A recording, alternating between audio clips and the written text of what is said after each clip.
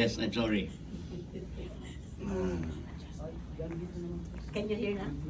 Can you hear na? Can you hear me, Yeah. Brother A Nelson? little bit lang daw. Ano pa dito. So, yes. Lapit natin para ano. Para, yan. Ayan. Okay na? Parang live na live. Pwede na akong kumanta. Yeah. Hallelujah. Kuya kasi, okay Hallelujah. lang po. Okay na po. Naririnig niyo na. Malakas na ako. Ang verse natin ngayong hapon is in Romans 12. Verse 2, no? And if I may read. Nag-restart yung computer, so you have to wait. Yeah, okay. Romans 12 verse 2. 12, verse 2. If you have your Bibles with you. Mahina siguro ang... It's okay po. Is that right? Yes. Ilalapit ko nga. I may read na lang. I will read from my own notes. And do not be conformed to this world, but be transformed by the renewing of your mind, that you may prove what is good and acceptable and perfect will of God. Amen. So bago po ang lahat, samahan niyo ako sa maikling panalangin. Father in heaven, apart from you, we cannot do anything. And let your Holy Spirit be our great teacher this afternoon, this evening. And nothing of me, but all of you, Father God, for your glory. Sanctify the words that will come from my mouth, Lord. You will be glorified. No one else but you will be glorified. In Jesus' name, this is my prayer. Amen. There are two words dito sa nabasa nating verse. Transformed and conformed. Do not be conformed to this world. So, kailangan define natin yung conform. Conform is according to the Webster Dictionary. Conform means to act according to rules and standards. Amen. And transform means to change something completely. Okay, para maintindihan natin yung transformation, an example of this is the caterpillar. It becomes a butterfly. From a worm to a butterfly. So yun ang transformation. But in Romans 8:29, dahil sinabi dito, perfect will of God. Siguro hanggang ngayon hinahanap nyo pa kung ano yung will of God. It is found in Romans 8:29. It states in Romans 8:29 that the will of God the Father is for all of us to be conformed to the image of His Son, Jesus Christ. So how do we conform to the image of His Son, Jesus Christ? Let us check ourselves. Kailangan mag-umpisa sa mind, in thought, in word, and in deed. Tatlo lang para we will not stay long. So in word, according to, let me check my notes.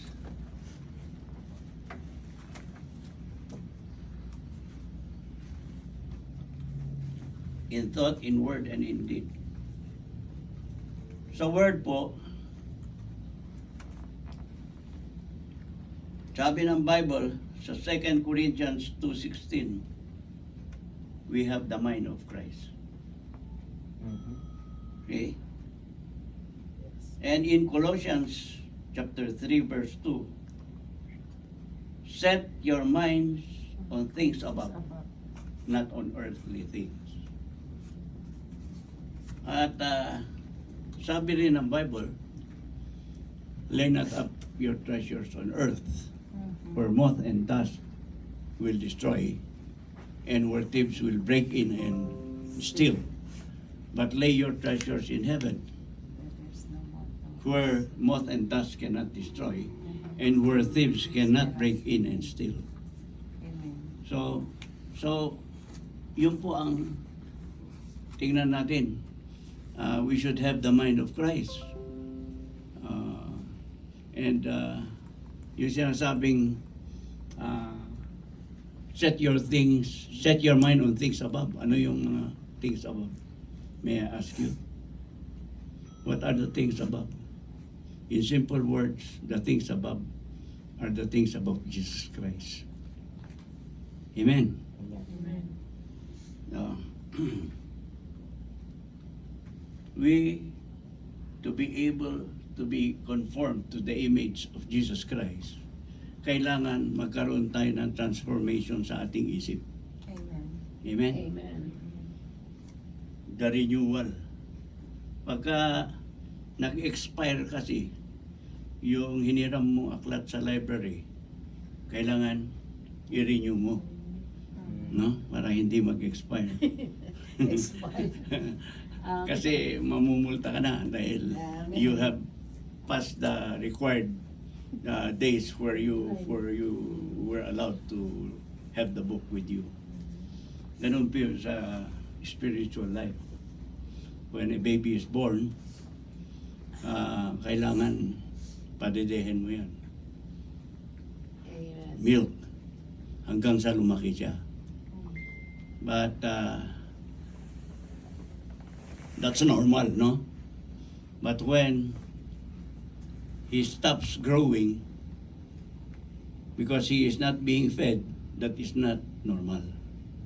In our Christian life, ganun din po. No? So, our mind should be focused on Jesus Christ. The Bible says, focus on Jesus Christ, the author and finisher of our faith. Amen. Amen. So, kailangan, sabi ng science, the mind conceives sometimes evil thoughts. And when the heart agrees, the evil thought will be performed, will come to pass. Kaya kailangan, we should always guard our heart. Amen. Hindi pwedeng mag-agree ito doon sa evil thought. Dahil once na nag-agree yan, mangyayari. Mag-manifest. Amen. Magmamanifest. May kausap ba ako? Amen. Amen. Are you following me? So that is having the mind of Christ. Number two that I would like to take up with you, in thought, in word. Sa Bible it says, ang lahat ng pinapasok mo sa iyong bunganga, ang hindi, it cannot defile you, but whatever comes out of your mouth will defile you. No. Out of the abundance of the heart, the mouth speaketh. Amen. So, ano ba yung utos sa atin ng Panginoon? When we receive Jesus Christ as our personal Savior, sinabi niya sa atin, the great commandment, go to the nations, disciple them, and baptize them in the name of the Father, and of the Son, and of the Holy Spirit. Are we doing this?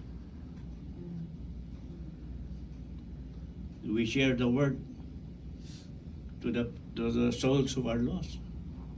Do we have a compassion for the lost? Kasi God came not to be served, but to serve. Now, what is your service to God? Ano bang ministry mo?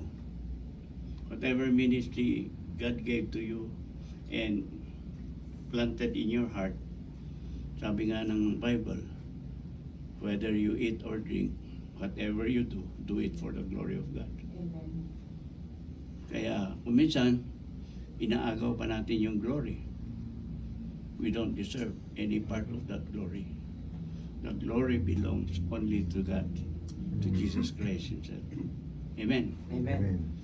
We do not share the word to the lost for our glory. We share the word because we know, we experience the joy that we had when we first accepted the Lord as our Kaya ang prayer ni David, return to me the joy of your salvation. Restore to Mhm. me the joy of Yes. salvation. And to have the mind of Christ, kailangan magbabag tayo sa salita ng Diyos. Hallelujah. Amen. We should always read the Bible. Amen. May kanta nga eh. Read your Bible, pray every day, And you grow. and you will grow. Grow, grow, grow, grow. So how many times do you read your Bible? Mhm. Na Psalm chapter 1 verses 1 to 3 says, blessed is the man. Who listen not to the counsel of the ungodly. Stand by the way of the sinners, the seat of the scornful. Come on. Is the light. Praise God.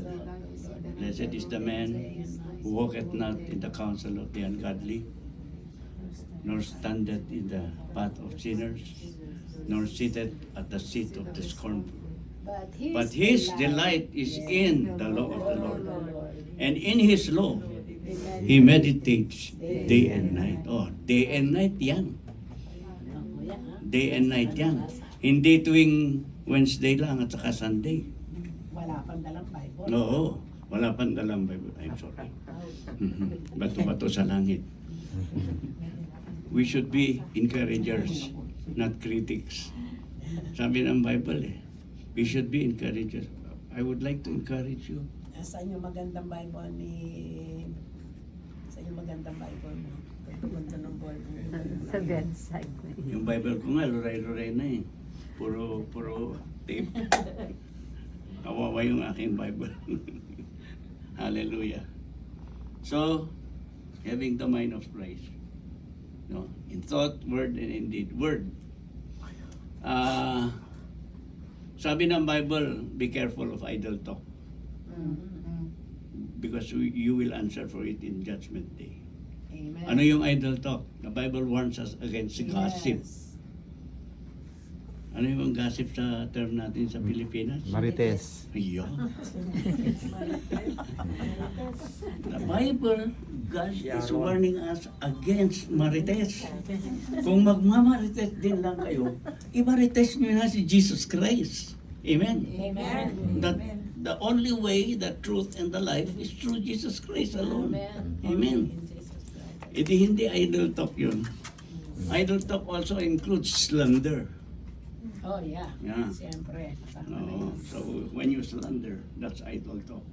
You are answerable to the Lord. Amen. Amen. So, paano tayo matatransform? How can we conform to the image of His Son Jesus Christ? If we do not have the mind of Christ, if we do not talk just like Jesus Christ. So when we are around some people, especially the unbelievers, they will feel that you are truly a son of God. Dahil po sa mga pananalita mo, sa iyong pamumuhay, they see Christ in you. Amen. So, yung evangelism, meron po kaming street evangelism ngayon sa Tarlac. And I was informed just the other day na nag-conk out yung aming speaker. Hindi na raw po pwede. So, if you are being touched by the Lord, Yan, bawasin niyo po yan dyan. Isang po yata. kailangan kasi open yung speaker should Ampli speaker. yung kailangan magagamit mo Yeah. sa open space. Hindi So na- every Wednesday morning may street preaching kami, no? And like Pastora said, whether you are talking to them as they are walking, kasi daanan ka. Yeah. Mm. But the word of the Is Lord does carried. not return to you. Yeah, boy. Amen. Amen. It's I carried. remember the president of our Pastors Association in Tarlac. Naging born again yan dahil lumalakad siya doon sa sidewalk. And that Sunday, doon sa katapat ng Pet Church, nagpre-preach si Pastor Tabilangon, si Roland. And the word of God reached that man. Yeah. And he accepted the Lord as his personal Lord and Savior. Kaya na-born again siya. Doon sa sidewalk. And I believe na ganun din ang street preaching. May mga, well, expect na i-reject ka ng iba. Yeah, Zacchaeus and Bartimaeus. They born I-reject again in the ka. street, no? Amen. So may mga trucks kasi tayo, give them trucks. Pero yung paghahandle pa lang ng trucks, i-reject ka na ng iba. Okay lang yun. It's part of Amen. evangelism. Amen. Evangelism involves knowing the Word of God. Oh, yes. Marami sa atin na takot mag-evangelize dahil baka hindi nila masagot yung mga questions ng mga taong ini-evangelize, hinihikayat nila. No? Kailan kayo namamalakaya? How many souls have you brought to the kingdom of God? Huwag nyo nang sagutin. Nasa inyo yan. Hallelujah. Because darating na siya, yan napipinto na yung pagbabalik niya. Okay, Lord. Amen. At pagdating mo sa langit, tatanungin ka, Pastor Sani, ilang kaluluwa niyo nadala mo sa aking kaharian? Yes, Lord. Hallelujah. And you will be rewarded. Crown of rejoicing. Yes, the crown of life, the crown of rejoicing. Kung wala ka pang nadadalang kaluluwa sa kaharian ng Diyos, there's still time. It's never too late. Na sana may tanim yung passion mo to save the lost. Yes. Thank you, Jesus. But it starts with your family first. Your father, your mother, your brothers and sisters, your children. It should start there because charity begins at home. Amen. Doon ka mag-practice na maging evangelist. Hallelujah. Oo. Hindi ka mapapahiya dahil mga kamag-anak mo sila, mga kapatid mo sila. Oo. I remember that picture I saw sa Facebook. Sabi nung best friend niya, nagkasalubong sila ng best friend niya. Yung best friend niya, tangay-tangay ng mga anghel na may itim. No? Siya naman tangay ng mga anghel na maputi ang pakpak. At nung magkasalubong sila, sabi ng kaibigan niya, best friend, alam mo naman pala, bakit hindi mo man lang binahagi sa akin? Nakakatulog ka ba?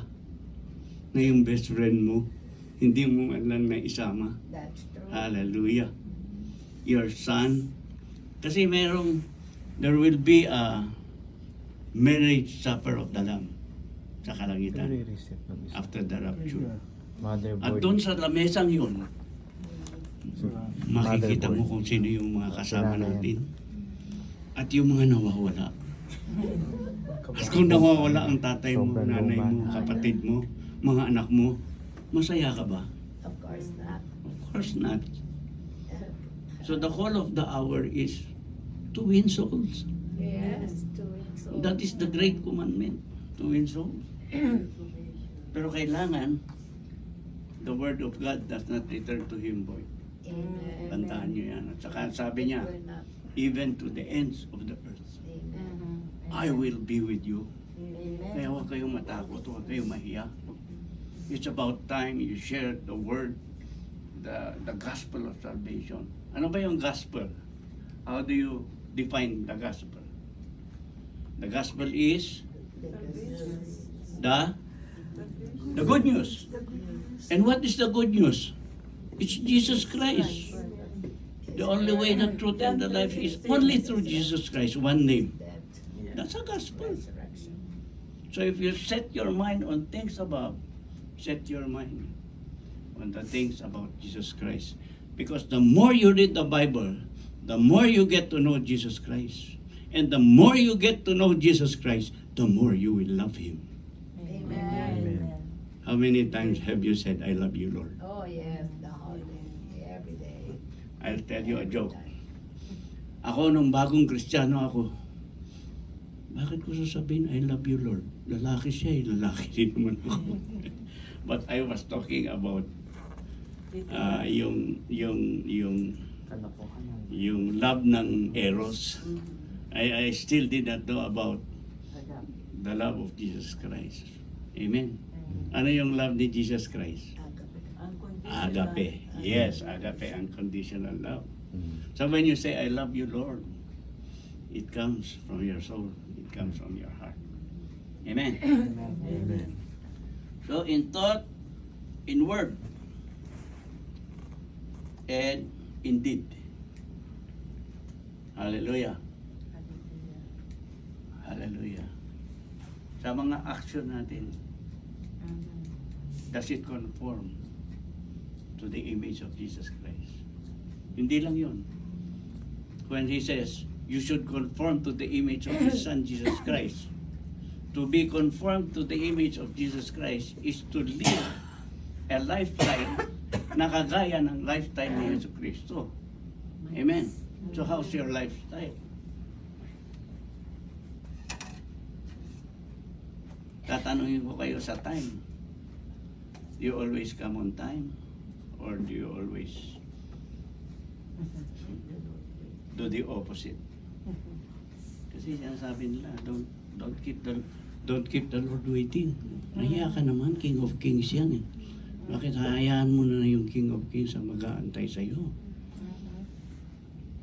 So in order for us to do service to the Lord, who first loved us, we should love Him more. Amen. Amen. Hallelujah.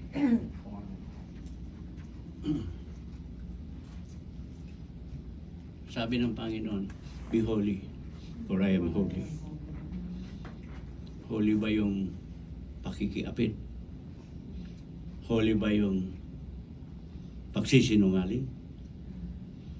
Because the word of God is pure. Sabi niya, liars go to hell. If you steal, if you kill, if you worship idols, number one, na nagagalit ang Panginoon sa idol worship. Is that holiness? Do the people around you feel the holiness of Jesus Christ in you? Amen. Kung parati kang, hindi ko naman sinasabi na amoy chiko ka parati. Hindi kaya Yossi Kadiri.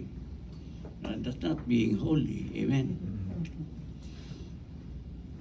Holiness ba yung hindi mo dinadala ang aklat ng Panginoon when you come to church? Cellphone na lang po. Cellphone? Pastor Sani, hindi naman tinawag yung cellphone na holy cellphone eh. Ang tinawag ng Panginoon, Holy Bible yan. Hindi holy cellphone. Wala, lumalabo yung mga mata eh. Sa bagay, mas madaling hanapin sa cellphone, no? But you know, the devil uses the gadget to distract us from the Word of God. Mag-ingat kayo dyan. No? Oo. Then, sa time na lang, how much time do you devote in reading the Word of God? How much time? Hindi ba yung tithes is 10%? We are all given 24 hours a day. What is 10% of 24 hours? 2 hours and 40 minutes, tama? Yeah. Do you devote that time for the Word of God? Yeah. You can do it through your ministry. May ministry ka. May street evangelism ka. May devotion. Yun ang mahalaga. No? May Bible study. May personal devotion ka rin. Yes. Quiet time with God. Yes. No. Importante. Do you spend at least 2 hours and 40 minutes every day? Yeah. It's easy. When you're used to it. Habit din ito. Putol. But we should pray. The power of prayer. Baka Kailangan yung yun. Quran mo daw, putol-putol. Hindi, kado yun. Hindi siya straight na 2 hours, 40 minutes. But in the day, Total. Yeah. 30-30-30. Baka yun ang tinatawag na prayer without ceasing kasi Yeah. when you're working, you're driving your mind, it's just, Yeah. having a communication, Focus on Jesus. Oh, hindi naman kailangan na mahaba yung prayer. Yes. But your Kasi mind, sure. mind. But still your mind, it's, you're preaching to yourself every day. Yes. And Yes. You're preaching yourself. Amen. Yes. That's why when you stand in the front, of course, you have something to say. Yes, that's Because true. every day you're preaching. You're That's creating true. word, When you know? preach the word of God, the Yeah. first person That's should why be you never get Yes. empty, right? Hmm? When you Sa Lamentations practice. kasi, sabi sa, chapter yun, verse 40, let us examine ourselves. So this evening, the Lord is asking us to examine ourselves. So, Dahil malapit na siyang bumalik eh. yes. Sana when He Our comes, hearts, oh God. we are all qualified. No? Are you sure? Mhm. Your name is written in the book of life? Kasi sabi niya, Yes, Lord. Yes, Lord. Have mercy. Have mercy, Lord. yes, have mercy, Lord. Yes. Meron pa namang panahon. Ah, Amen. Yes. daily. Because transformation is like a marathon. It's like a race in Philippians chapter 3. Philippians chapter 3, if you read the whole chapter, sinasabi na it's a race. To be transformed or to conform to the image of our Lord Jesus Christ, Yes, oh, you have to be in the race. Kailangan kasali ka sa race. Are you in the race? Kasi tayo minsan ayaw natin. How many of you here have experienced joining a race in your life? Yung race to be transformed is not 100-meter dash. Yeah. Hindi speed ang kailangan dito. Kaya nga sabi, it's a lifelong marathon. It will only stop when you are dead. Amen. Yeah? No one is disqualified.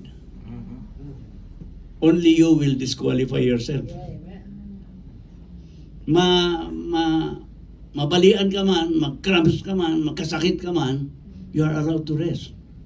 But when you are well, you can join the race again. And you are not disqualified.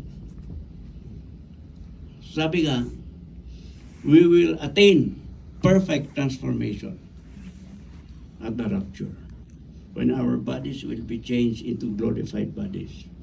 Then, we would have attained perfect conformity to the image of our Lord Jesus Christ. Amen. Amen. Pagka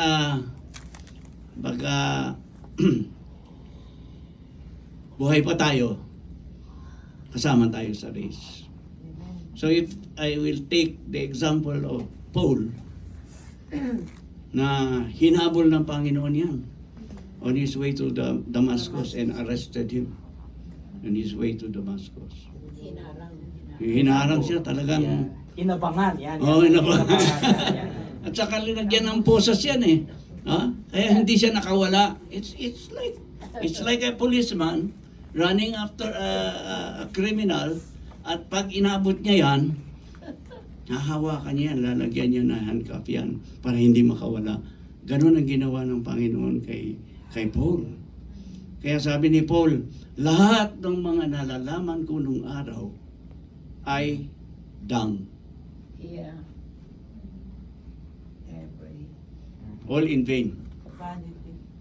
Vanity, that's right. So ngayon, I have been arrested by the Lord Himself. So doon na ako nakakonsentrate. I'm focusing on that. Amen. Amen. So, are you in the race? Baka naman ayaw nyo sumali sa race. I'm encouraging you, kung hindi pa kayo sumali sa race na yan, to join the race. To be transformed. The race to be transformed is a lifetime marathon. Be transformed in your mind, in your words and in your deed. Hallelujah. Hallelujah. Hallelujah. Ano pa? Love the Lord with all your heart, with all your soul, and with all your mind. This is the first great commandment. And the second is likewise unto it. Love thy neighbor as yourself. Sabi, mahirap pastor maging Kristiyano. Yung neighbor ko, kaaway ko yan, magmula nung bata. How could I love him? But if you have the love of Jesus Christ in your heart, Alright. you can love anybody. You have no Amen. right to hate anyone. Amen. Hallelujah. So actually, ang core ng Christianity is Jesus Christ. Christ-likeness. Amen.